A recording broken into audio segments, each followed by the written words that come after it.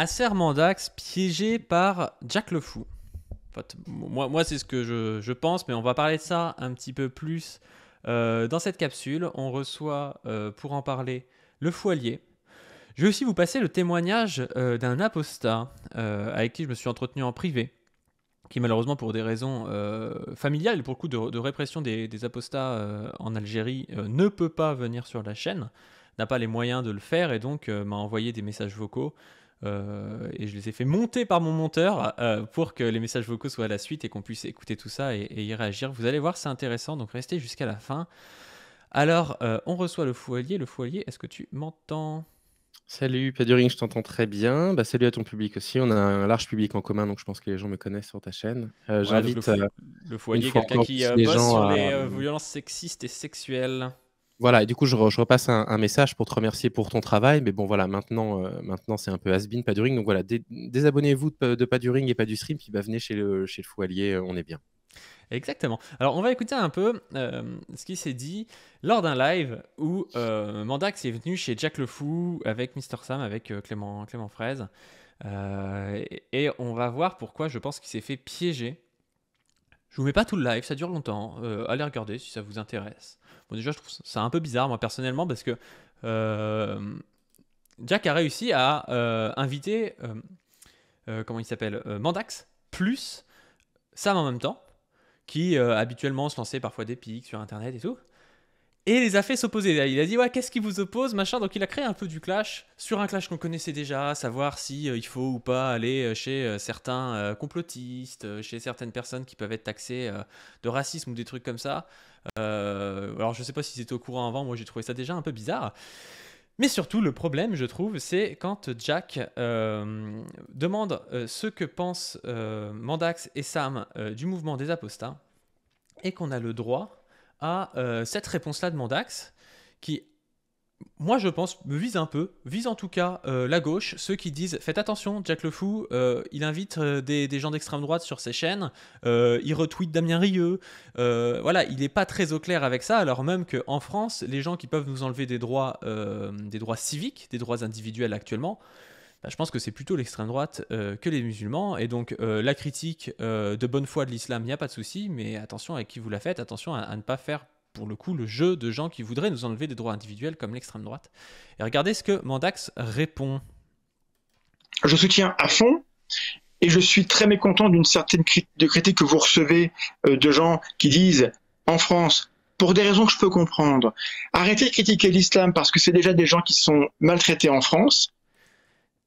Déjà, je ne sais pas ce que tu en penses, Foualier, mais j'ai l'impression qu'il marche sur des œufs un peu, Mandax, quand il dit ça, mais je suis pas sûr qu'il y ait des gens qui disent vraiment arrêter de critiquer l'islam, à part peut-être des ultra-intégristes musulmans.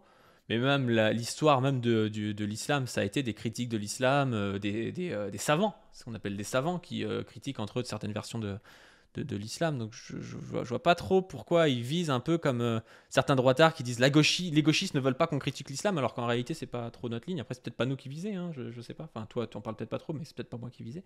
Je sais pas trop ce que t'en penses déjà toi, Stéphane.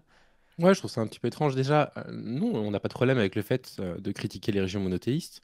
On se pose simplement la question déjà de la répétition de ces critiques, qui sont en ce moment quand même un peu ad nauseam, qu'on retrouve chez les influenceurs de droite et d'extrême droite. Et on se pose surtout la question de la récupération politique, en fait, de ces critiques. Et à l'évidence, c'est pas la même chose aujourd'hui en France de, je sais pas, faire intervenir un apostat sur la religion juive, par exemple, que ça ne l'aurait été si on avait eu Internet dans les années 30 en Allemagne. C'est simplement ça qu'on dit. Alors évidemment, là, les gens vont dire, oui, mais ça, c'est du point Godwin. Non, c'est pas du point Godwin. En fait, quand il y a une sorte d'atmosphère qui se ligue contre les communautés musulmanes en France, nous, on se pose la question de se dire, en fait, comment ça peut être perçu, ces discours-là? Comment ça peut être récupéré? Maintenant, si c'est pour critiquer le sexisme, la misogynie qu'il peut y avoir dans les religions monothéistes, il n'y a aucun problème. C'est nécessaire à faire.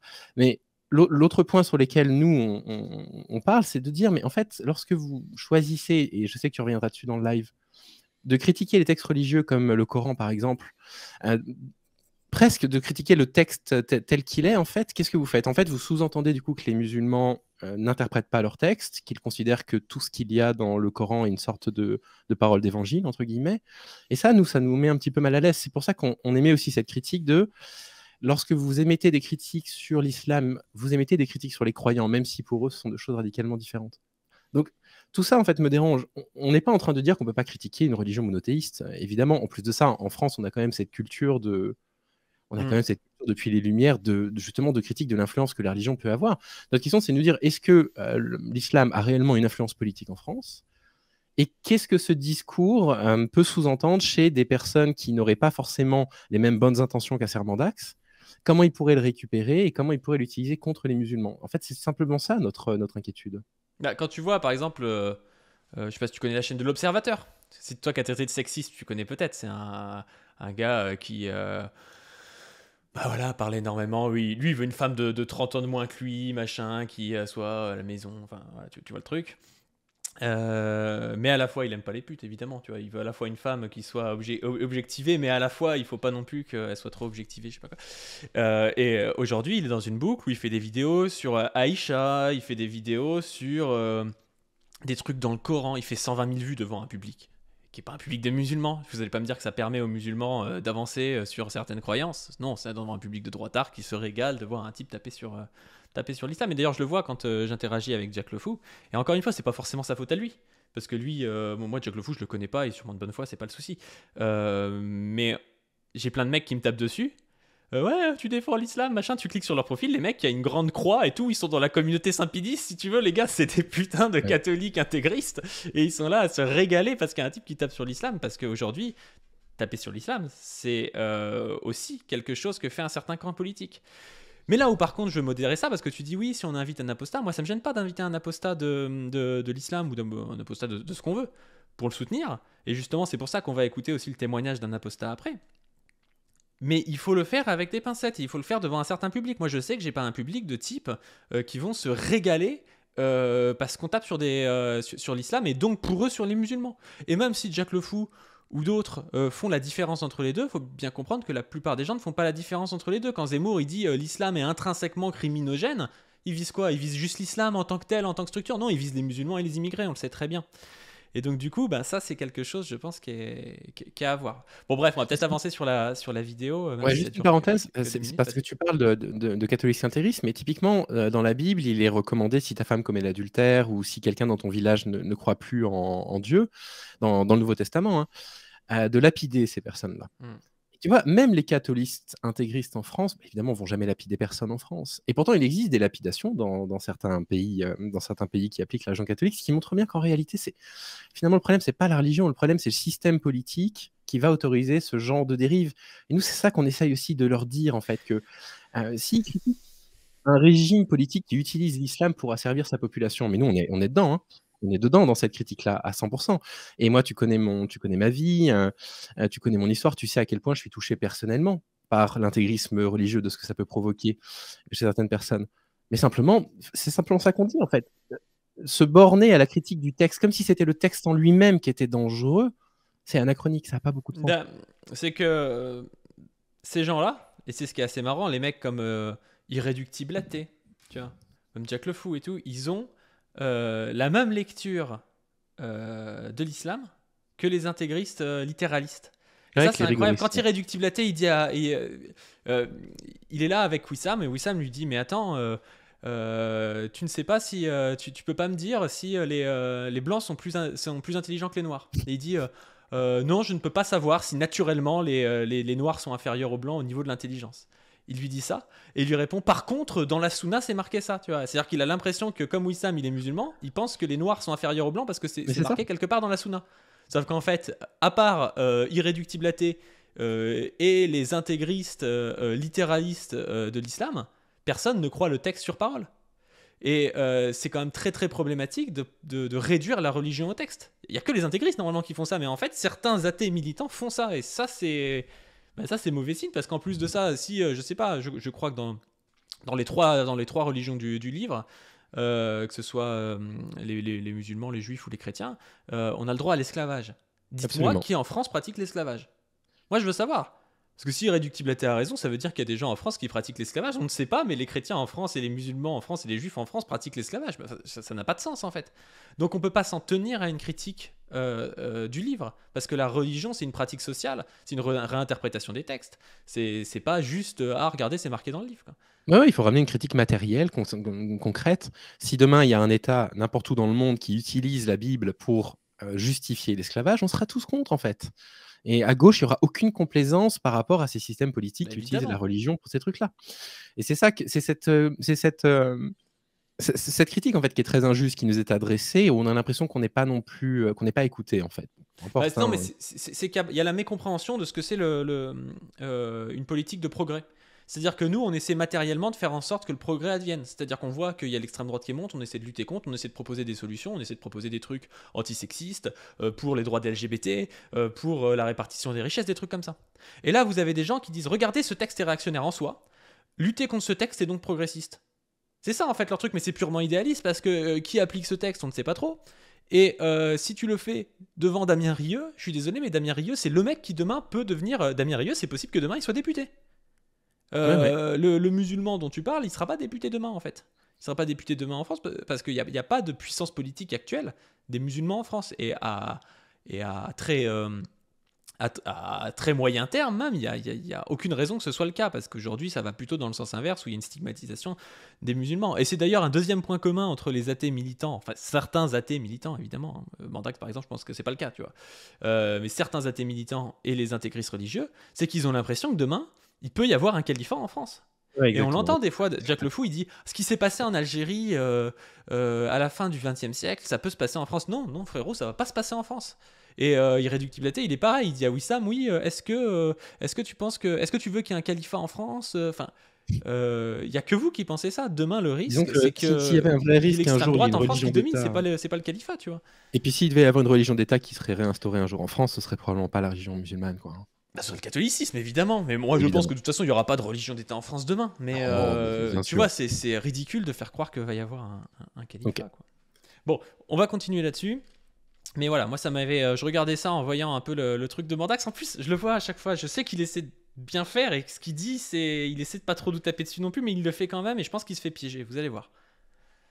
En partie, c'est vrai, parce que l'islam concerne des gens en majorité qui sont issus de l'immigration, qui ne sont pas bien traités en France. Donc, il y a certains qui confondent critiquer l'islam et critiquer la race de ces gens ou leur origine ou leur culture. Et c'est amalgame-là, il est total, et donc il faut le séparer. Et je sais que tu es attentif à séparer ça. C'est pour ça que je ne suis pas gêné de venir ici, parce que tu fais bien cette différence-là. Et je tente de la faire aussi.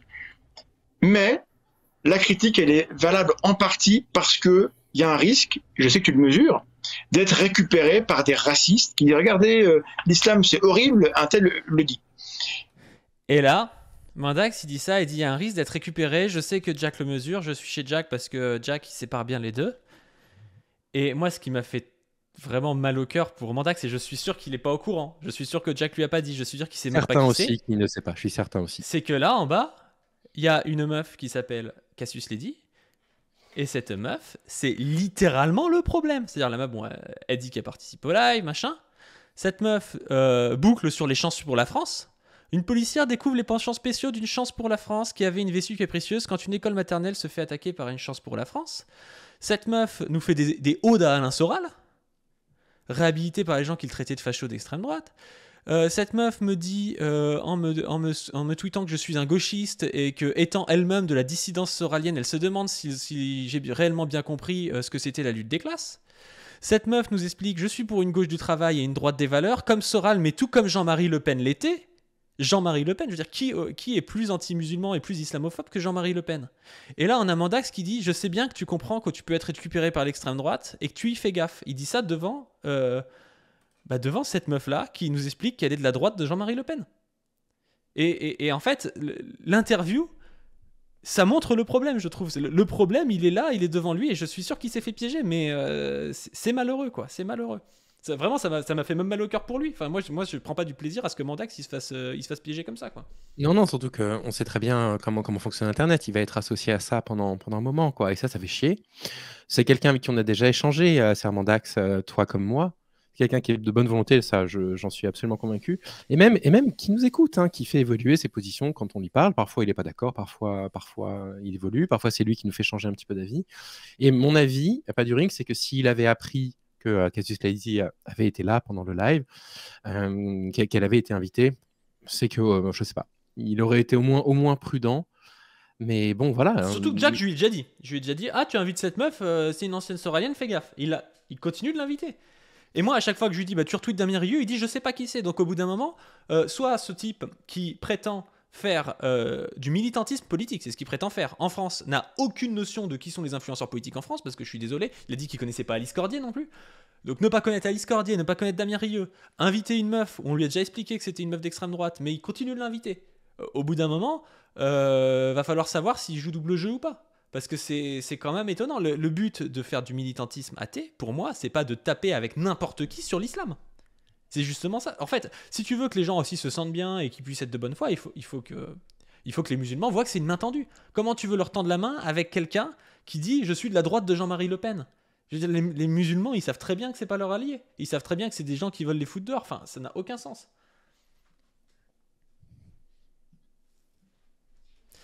Bon, on continue. Hop. Par des racistes qui disent regardez, l'islam c'est horrible, un tel le dit. Regardez, elle est morte de rire, la meuf. Par des racistes qui disent regardez, l'islam c'est horrible, un tel le dit. Et dans leur bouche, islam veut dire immigration. Et cette meuf, elle parle de chance pour la France, quoi. Ouais. Puis comme Dax précise que je sais qu'il y a des personnes qui nous alertent sur la récupération à l'extrême droite. Effectivement, ça la fait sourire. Ça la fait sourire. Bien sûr, parce qu'elle sait qu'elle a gagné. Elle sait qu'elle a gagné, tu vois.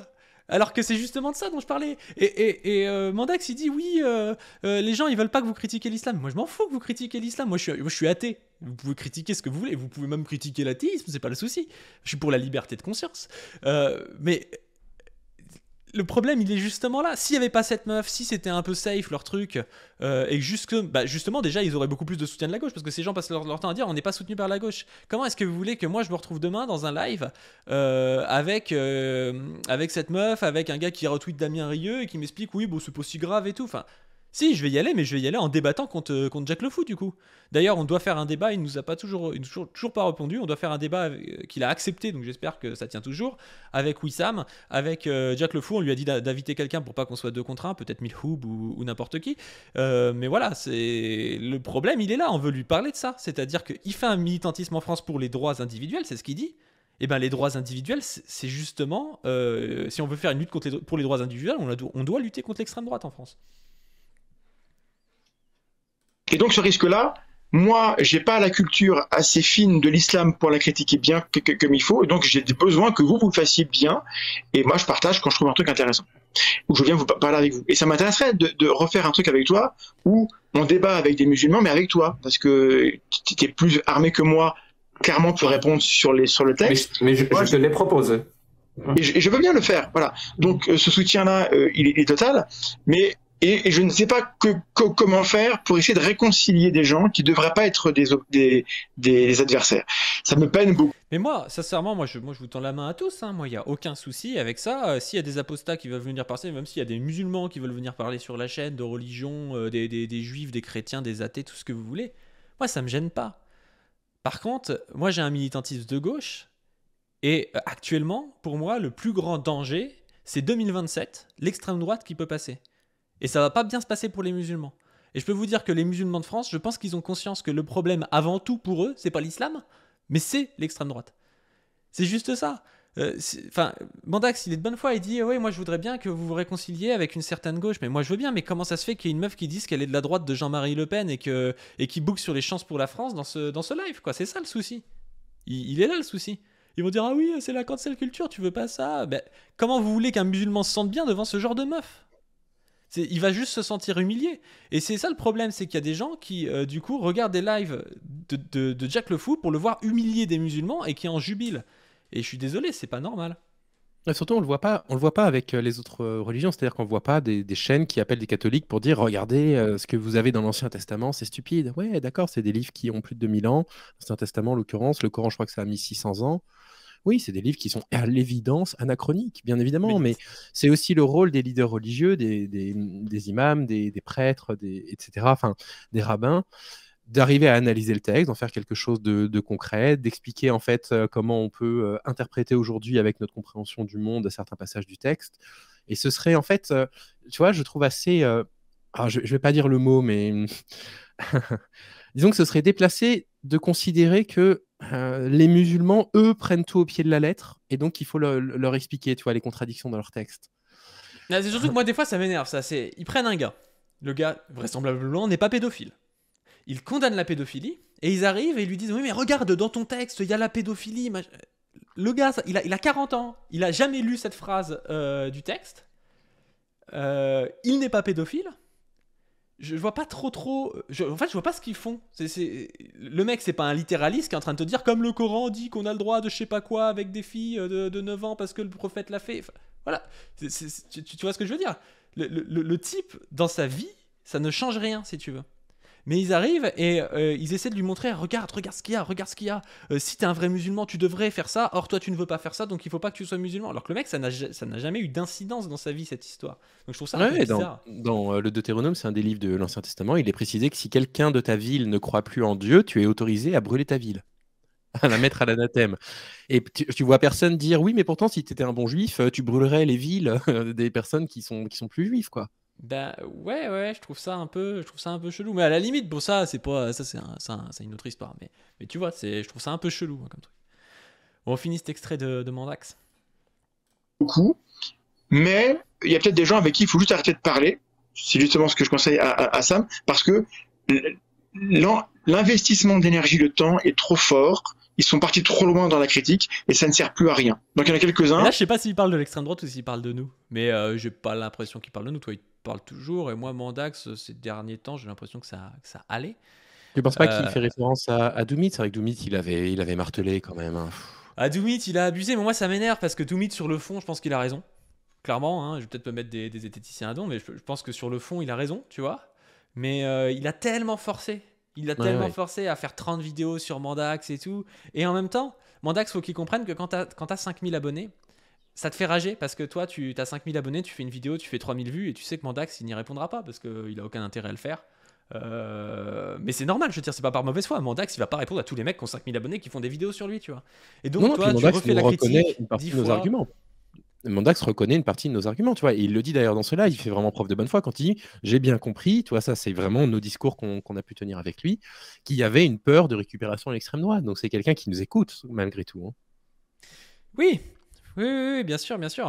Mais c'est pour ça que moi je dis qu'il s'est fait piéger. Je pense pas que son but c'était lui de venir là devant Cassius Lady, de se retrouver à devoir une énième fois expliquer pourquoi lui n'allait pas parler à des racistes comme Sam et qu'il n'allait pas parler à des complotistes en leur tendant la main et tout, comme peut le faire parfois Sam. Parce que moi aussi, je trouve bien. Enfin, Sam, il a une position dans la vidéo qui me paraît mais hyper idéaliste. Il dit oui, mais il faut pouvoir parler aux gens pour qu'ils changent. Alors tu vas parler à des charlatans qui déjà, pour la plupart, ils savent déjà qu'ils racontent des conneries, mais ça leur fait de l'argent, donc c'est impossible de les faire changer. Et en plus de ça, tu leur apportes, toi, ta notoriété. Et en plus de ça, il travaille pas les sujets. C'est-à-dire que quand il va chez Hassan, qu'Hassan lui dit est-ce que les races humaines existent et qu'il dit oh ben je sais pas, j'ai pas bossé la question. C'est n'importe quoi. Tu vas chez un type qui est obsédé par le fait de prouver que les races humaines existent biologiquement. Le consensus, tout le monde le connaît sur les races humaines, tu peux le regarder. Tu as, genre, je sais pas, 200-300 000 abonnés comme Sam, donc tu lui donnes de la visibilité, et en plus de ça, tu lui donnes le point en disant ah, moi j'ai pas bossé ces questions-là, tu vois. Enfin, c'est ridicule. Typiquement, c'est comme si moi j'allais chez un chrétien de la communauté Saint-Pédis ou chez un islamiste intégriste et tout, que le mec il me balançait des dingueries et que j'avais pas du tout bossé le sujet et que je lui disais ah ouais c'est peut-être vrai en fait, t'as peut-être raison, peut-être que les vaccins c'est le diable, peut-être, enfin c'est gravissime quoi. Bah, c'est un peu la limite de l'entretien épistémique avec une personne qui, de toute façon, ne changera pas d'avis. Et nous, on le voit très bien. Typiquement, tu sais, là, on est en plein dedans en ce moment. Il y a eu un débat suite au propos de Gaïs sur Twitter, sur le rapport éventuel entre l'immigration qu'il envisage. Tu vois, il dit pas qu'il y en a un, mais il dit je pense que. Et qu'en fait, quand on répond avec je ne sais pas combien de sources qui proviennent d'ailleurs de la vidéo de Jordan X, qui a lui-même mis des sources pour prouver qu'il y avait un rapport, alors que les sources disent l'inverse, Ouais. on a quand même une résistance à ça. On va quand même nous dire, oui, mais il y a quand même des signes que, oui, mais nous, dans la réalité, on constate que... Et ça, c'est vraiment la limite pour moi. C'est-à-dire que si tu vas discuter chez une personne dont tu sais qu'elle est de mauvaise foi, qu'elle n'a pas l'intention de changer d'avis, qui en plus tient des propos qui sont des propos, on va dire des propos majoritaires qu'on a l'habitude d'entendre en France, dans toute la presse, je vois pas trop l'intérêt. Ces propos qui ont déjà une hyper médiatisation en plus, tu vois. La critique de l'islam, c'est des propos qui sont ultra médiatisés. Donc tu vois, voilà, moi je trouve qu'il y a des limites à ça. Après, je reconnais la bonne intention des gens comme Gaïs et comme Sam qui disent en fait il faut continuer à discuter avec tout le monde. Il y a quand même une bonne intention derrière ça. Je pense que c'est naïf, je ne le ferai pas. Il y a des personnes avec qui j'irai jamais débattre, à l'évidence. Ou tu le fais en privé, tu vois, à la limite. Fais en privé, pourquoi pas. Non, mais à la limite, tu vois, que Sam, il a parlé avec Hassan en privé, je m'en fous. Par contre, ouais, mais là, qui lui apporte énormément de viewers et tout, c'est pas très très bon. Ouais, c'est ça. C'est-à-dire que maintenant, il y a une partie du public de Sam qui ont entendu Sam dire que on peut pas tout à fait dire qu'il existe des races parce que c'est controversé aujourd'hui. Non, en fait, on peut pas dire qu'il existe des races parce qu'il n'existe pas de race dans la race humaine. Et ça qui est un problème. Un problème, c'est que d'où ce discours arrive du coup chez eux, avec leur public qui vont suivre Sam, parce que c'est un type absolument adorable, Monsieur Sam, que tout le monde prend un plaisir à suivre quand on l'apprécie. Et du coup, ils sont confrontés à ce discours-là, chez lui maintenant. Et c'est ça qui, pour moi, pose effectivement problème. Ou alors, tu y vas, blindé d'arguments, blindé de ressources. Oui, mais comme fait Mandax. Mandax, quand il va voir un complotiste, il le défonce, tu vois. Et du coup, il n'y a pas de... Il lui donne pas de la pub et tout. Il va le voir, à la fin, le mec porte plainte contre lui, tu vois. Enfin, c'est ça, il n'y a aucune complaisance. Il n'y a aucune complaisance, oui. Et il a travaillé le sujet. Et Mandax, c'est ce qu'il dit. Il dit aussi dans le live, et ça, c'est assez intéressant. Il dit moi, je connais pas tous les sujets. Et c'est vrai, tu vois. Genre, moi, si je vais faire un débat, typiquement, les gens, moi, je veux débattre avec Jack de son militantisme politique. C'est-à-dire du danger de tout ce qu'on est en train de dire là, si tu veux. C'est une question qui est politique, donc ça, moi, je m'y connais, c'est une de mes passions, j'ai des trucs par rapport à ça. Les gens me disent, tu vas te faire défoncer sur l'islam, mais moi, j'y connais rien en islam, évidemment que Jack, il me défonce sur l'islam, je lui donne tout entier le poids. Je suis athée en plus, moi, je m'en fous, mais je vais pas aller débattre d'islam ou de chrétienté avec des gens, alors que j'y connais pas grand-chose, même si chrétienté, je m'y connais un peu plus, mais tu vois, ça n'aurait pas de sens. Oui, je suis entièrement d'accord avec toi. Ça n'aurait pas attrapé par n'importe qui, tu vois. Maintenant, voilà, tu vois, la base du militantisme de Jack, c'est ça, un combat, tu vois, pour mettre en avant l'apostasie et compagnie.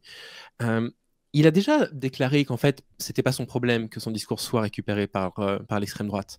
Et c'est peut-être ça, en fait, l'immense contradiction, parce que si son discours est récupéré par l'extrême droite, il va se retourner contre les musulmans en France. Mais il va aussi se retourner contre les apostats, hein, parce que ça va se retourner sur toutes les personnes qui, à leurs yeux, auront l'air d'être un musulman au faciès, tu vois ce que je veux dire. Et c'est ça que nous, on a essayé de lui dire sur Twitter récemment, puis ça s'était pas très bien passé. Une partie de sa communauté avait été assez agressive. Peut-être que nous, on n'a pas dit les choses comme il le fallait. Et c'est ça qu'on essaie de montrer, en fait, dans cette contradiction de dire, oui, mais peu importe si c'est l'extrême droite qui... Ah bah non, pas peu importe, justement. Parce que si c'est des propos qui tendent à faire monter l'extrême droite, et qu'un jour, l'extrême droite arrive au pouvoir, qui dissolvent l'Assemblée et qu'ils ont des députés à l'Assemblée, il faut que les gens réalisent qu'on ne va pas avoir l'extrême droite au pouvoir que pendant 5 ans en France. Tu vois ce que je veux dire ?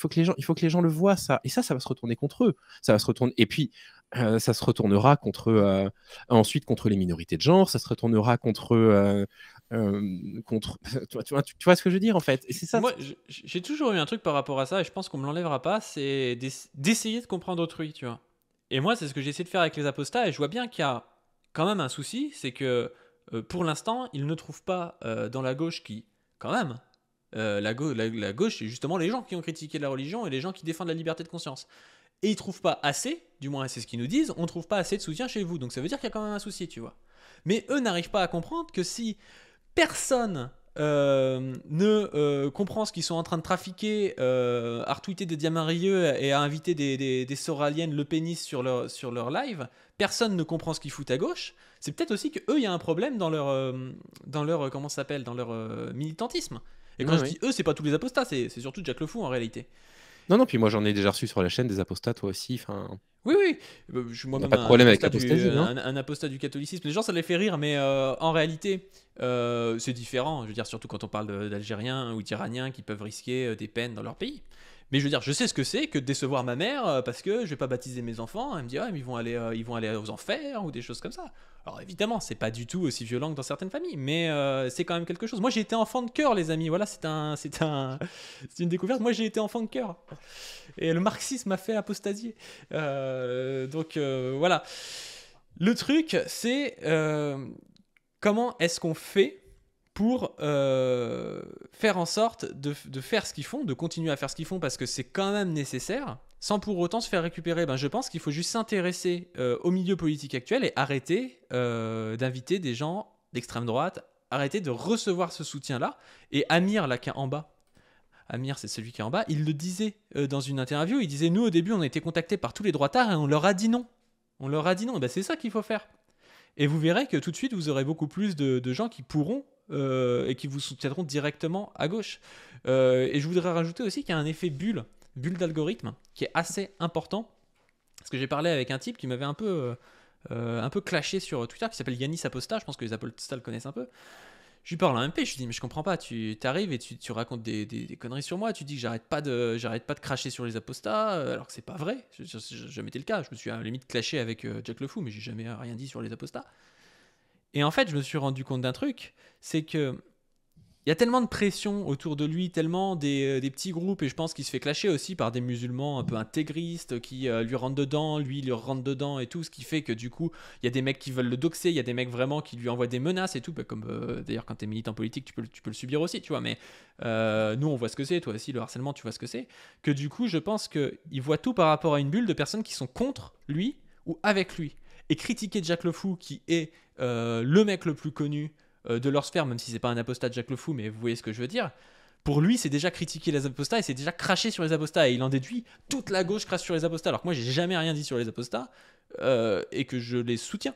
Donc c'est quand même un truc à voir. Et je pense que on va peut-être pas mettre ça dans cette capsule parce qu'elle est déjà longue, mais on va faire une deuxième capsule où on va mettre le témoignage d'un apostat qui explique comment en allant sur internet il a fini par se retrouver à l'extrême droite, puis après qu'il a réussi à critiquer l'extrême droite, et vous allez voir qu'il y a un réel risque aujourd'hui de se faire piéger, en fait, de se faire piéger pour des gens qui ne sont pas des réactionnaires. Et justement, souvent, s'ils ont apostasié d'une religion, c'est parce qu'ils trouvaient que cette religion était sexiste, que cette religion, elle était contre la science, elle était contre je sais pas quoi, tu vois. Donc, Ouais, je sais pas on toi fera ce un que t'en parallèle penses. intéressant avec mon histoire dans le militantisme, d'ailleurs. On fera un parallèle intéressant. Ouais. Et ben si tu veux, on fait ça dans une deuxième capsule. Oui, avec plaisir. Comme ça, là, ça fait déjà 32 minutes, c'est déjà pas mal. Sur ce, je vous invite surtout pas à donner à la cagnotte du Fouallier pour le procès contre Psychodélique. Alors, c'est pas que le Fouallier. Tu peux dire d'ailleurs qu'il y a dans la cagnotte. Vous avez suivi, il y a eu un harcèlement assez massif, en tout cas qui est dénoncé comme tel par 10 personnes. En général, quand il y a 10 personnes qui dénoncent un truc, souvent, c'est vrai, mais voilà, je ne peux pas affirmer que c'est vrai. Et du coup, il y a une cagnotte pour ça, pour payer les procès, parce que ça coûte une blinde. Du coup, tu peux en dire un peu plus. Oui, mais du coup, pour les plaignants, je ne sais plus qui s'est déclaré récemment. Donc, dans les personnes connues, il y a MJ, Misandry, Pigeon Gratuit, Acermandax également. Acermandax aussi. Acermandax, j'avais reçu justement sur la chaîne pour parler de ça, pour parler du harcèlement. Oui. Donc voilà, donc allez donner à la cagnotte. Aujourd'hui, ne donnez pas à mon Tipeee. Et sur ce, je vous dis à plus. Abonnez-vous à la chaîne du Fouallier et à la mienne. Juste petite précision, on a quasiment quand même sur la cagnotte tout ce qu'il faut pour le dépôt des plaintes simples. Donc je pense que là, ça peut être pas mal de donner un peu à Padu pour qu'il puisse payer Postorga, qui est un type formidable, vraiment. Et l'un des comptes Twitter les plus drôles que j'ai vu de ma vie. Qui fait les miniatures, ouais. Allez, à plus.